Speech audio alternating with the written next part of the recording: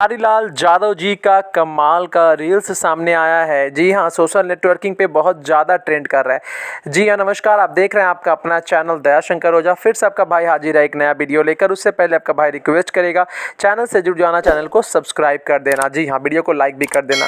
आपको बता दूं, खेसारीलाल यादव जी अखिलेश कश्यप जी एक साथ मिले थे और उस समय का ये रील्स है जो कि सोशल नेटवर्किंग पे इंस्टाग्राम पर बहुत ज़्यादा लोग इसे पसंद कर रहे हैं। कमेंट आ रहा है, लाइक्स आ रहा है।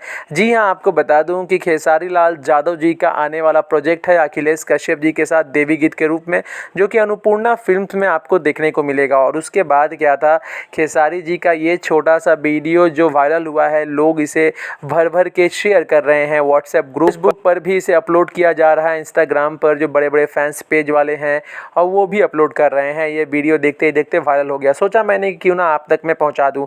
बहुत ही कमाल का वीडियो है और अपने देवी गीत के प्रमोशन करते हुए नजर आ रहे हैं खेसारीलाल यादव जी। हो सकता है कि बहुत जल्द आप लोगों को खेसारी जी का देवी गीत अन्नपूर्णा फिल्म्स पर सुनने को मिले। अखिलेश कश्यप जी गाना लिखने वाले हैं। जी हाँ, ऐसा अपडेट आया है। कितनी सच्चाई है ये तो पोस्टर आने के बाद पता चलेगा, लेकिन आप लोग तैयार रहिए, किसी भी वक्त पोस्टर भी आ सकता है।